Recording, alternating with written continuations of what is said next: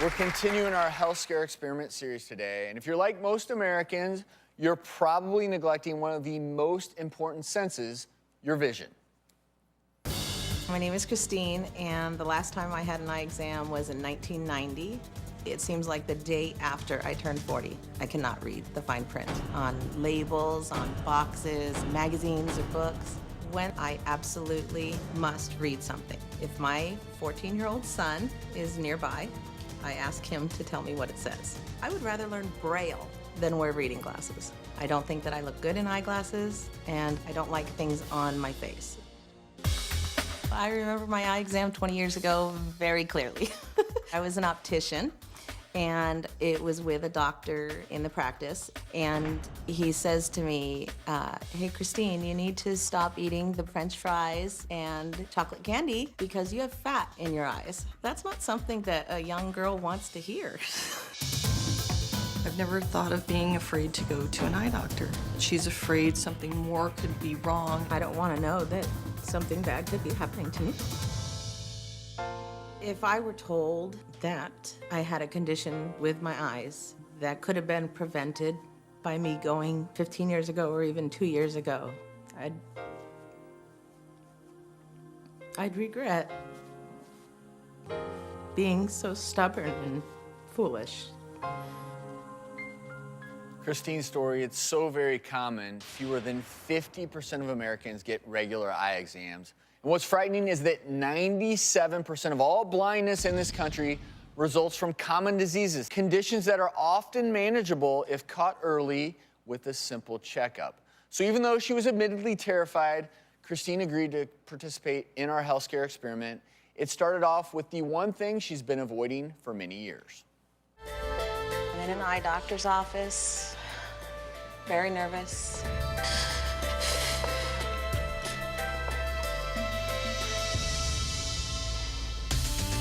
My name is Kerry Assil. I'm an eye surgeon. We're going to be doing a complete examination of her eyes, searching for any disease that can affect the body that shows up in the eyes or affect the eyes themselves. Now, Christina, I understand that you're having some problems seeing up close. It's very important that we get a good look in your eyes today. I'm going to take some pictures of the front surface of your eye. Blink, blink, blink. Don't blink. Open big and relax. Perfect. Beautiful. Christine, so I have to tell you, I'm a little bit concerned about the fact that you would let your eyes go for 20 or 21 years without an examination. The eye, being the only transparent part of the body, enables us to look in and search for diseases, things that could cause you to drop dead if you didn't know about it, such as having a propensity towards strokes, for instance. Also, chronic conditions such as diabetes or high blood pressure. Number two, there's serious conditions of the eye itself that, if neglected, could cause blindness. You're going to meet somebody later today that's going to help you to understand some of the things I'm talking about. And so I'm going to put a blindfold on you, and you're going to see what it would be like without the privilege of being able to see. Close your eyes.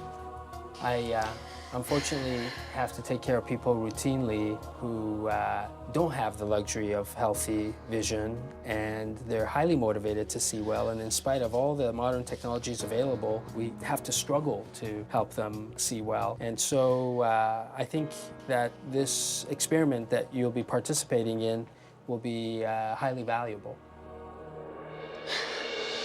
It's just scary to think about the conditions that I could have been diagnosed with. If you're ready, we're going to go ahead and start heading out now.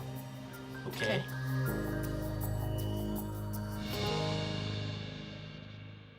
Clearly, this was already an emotional experience for Christine, but the most frightening part of her health scare experiment, it's still ahead. They tell me you're kind of scared to have exams of your eye. You've kind of shied away over the years because you kind of were worried that they'd find something in your eyes, or you were? Yes. Okay, so you weren't scared of the eye doctor. You were just scared of what we might discover. Yes. Okay. 20 years is a long time to have your head in the sand about stuff. And it was so simple and so painless. We're continuing with our health scare experiment series today. That was Christine, who had been avoiding the eye doctor for the last 20 years because she was afraid of what they might find. After her first eye exam in over 2 decades, Christine was blindfolded by ophthalmologist Dr. Kerry Assil and was sent to meet someone we hoped would teach her a lesson about the importance of taking care of her eyesight. I'm curious to know where I'm going, who I'm going to meet. So again, here is my fear of the unknown just taking over. Hello. Nice to meet you. Oh, there's a nice big puppy dog. We have Carter, my guide dog. Good to meet you. Hi. You all right? Yeah. You sure? No. It's temporary. And it's not temporary for you. It's okay. Well, Christine, I know that your blindness is completely new for you today. Just to give you a little bit on me, about a little over 15 years ago, I lost about 98% of my vision from diabetes. And not to say, would I be blind if I took care of myself better? I don't know. I try not to go there because what's done is done. I just kind of ignored a lot of things. I went to the eye doctor, but not until I had the problems. So by then it was too late. But I'll always show you some of the ways that I go around some of the day-to-day things that you need to learn being blind. I'm gonna show you how to use the cane. It'll help you a little bit. Try to go what you think is straight, because that's another thing when you lose your vision. You lose any association with what straight is. Right. Unless you have something to guide you. So what you might want to do is feel the carpet here. Okay. You might want to follow that line, but when you go to the right, what's that telling you? Coffee table. Exactly. Is it normal that I have my left hand extended Well- because I'm in defense mode? Exactly, that's Okay. very common. So you've got to walk away here. Okay. It's pretty wide. You're doing great. Thank you. This is what you call the blind leading the blind. Oh, I'm not doing well with this. I feel kind of open. So we are going to make some cereal. You want to put your index finger right on the edge to Okay. where you like your milk. Once you feel it, if that's the level that you want it at, you're good. So you just on. made your first bowl of cereal blind. Breakfast is served. Great. Good job. Well, I'm overwhelmed. This has to be the most challenging thing I've ever done, and I've only been doing it for a couple of hours. I admire her. I admire her. I admire you for taking on this challenge, and I know that today probably wasn't anything you would have expected. No, that it is a possibility to anybody, you know? It's just, it's very scary.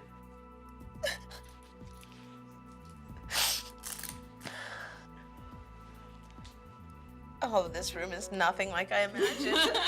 Oh, you're beautiful. Oh, you're sweet. Ryan! Oh my gosh! This is my son. Ryan, come here. Ryan, come say hi. It felt good when she took off the blindfold. She got it, she got the lesson learned, and that makes me feel amazing that I had a part in that. It was the hardest thing I've ever done in my life. I know what it's like. I felt how hard it was and how challenging it was, and I won't take my sight for granted ever again. Good for you. Please welcome Christine and her best friend Marlo. And also joining us is Lori and her guide dog, Carter. Welcome to all of you. And what's going through your mind now that you've been through this experiment? I didn't know exactly what could be diagnosed, but I knew that there were illnesses, diseases, conditions that could be diagnosed, and I was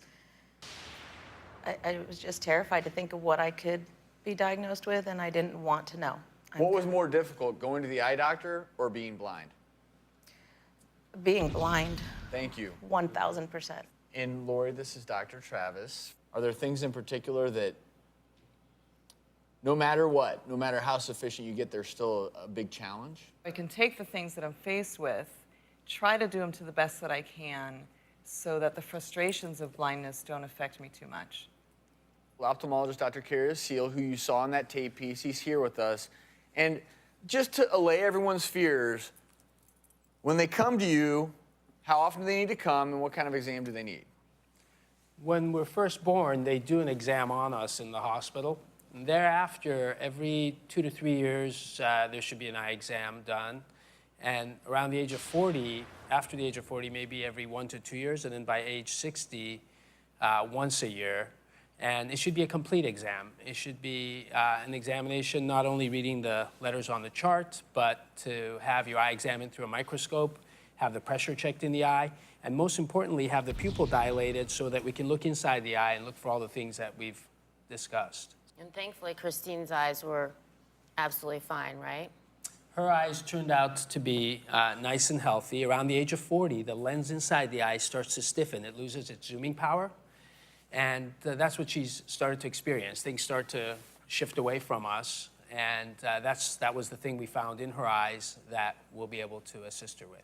And Dr. Assil, you had one more thing you wanted to share with Christine today, right?